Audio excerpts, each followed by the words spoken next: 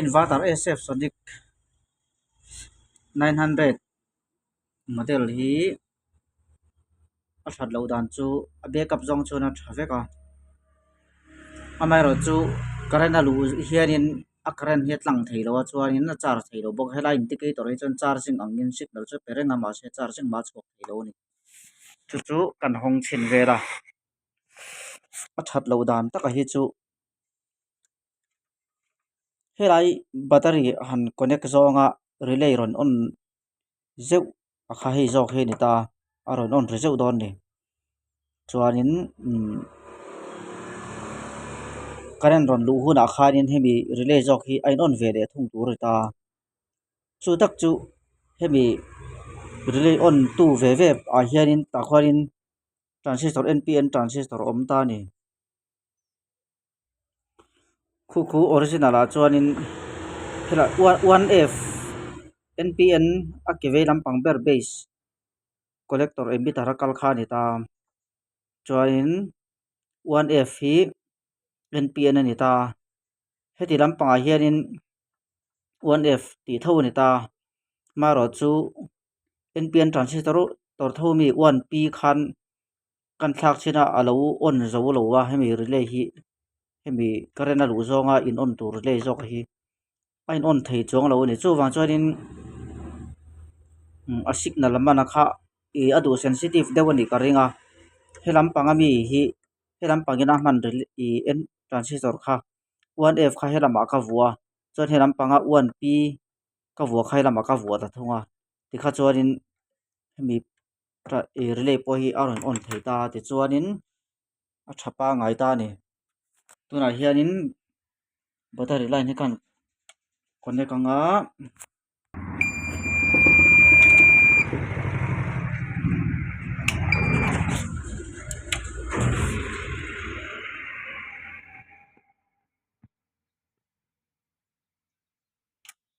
kenka connect a relay ron taka fan poron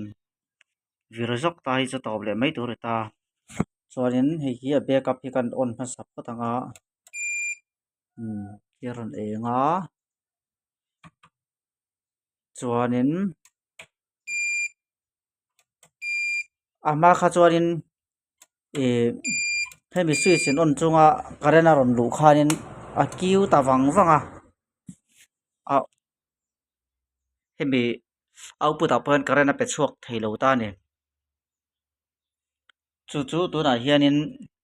current chu lut thei to ta ni hianin hi ka met tum ka on sa ta engma siam ta lowa dule kan off anga ma kha chuan kiu char mai ni hi chu kan khoi che ni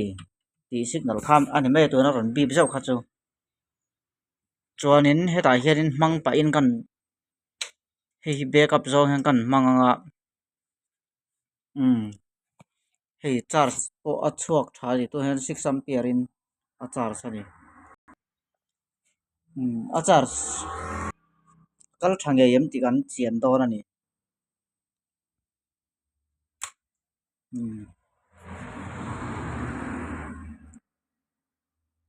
kha a top thamak mai ni 0 ampere a chu kha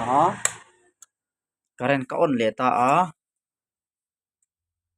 hei 10 ampere ve den ron charge chho le ta a thapa ngai viau ni chuan hei he ta phanin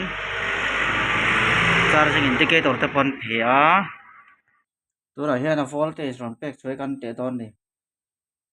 kametar hi negative ka connect sa ta a chuan hi plus ania tianga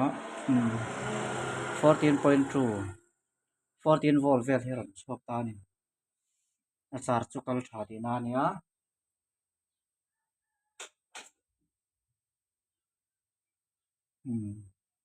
khanin charge full angin backup zong ka man pakhat zok kha ka off ta de ya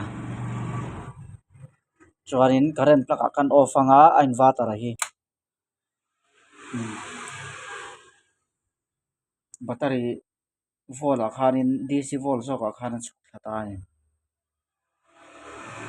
charge kal thane ti sia ta ni current kan pelut le nga inverter hianin delay om ve set thina 14.8 tar sakal thata ni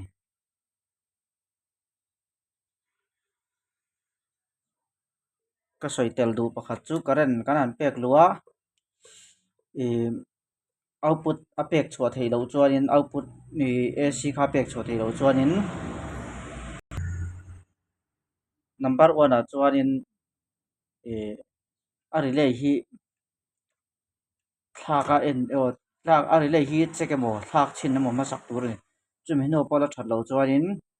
a relay hianin signal ron pe tu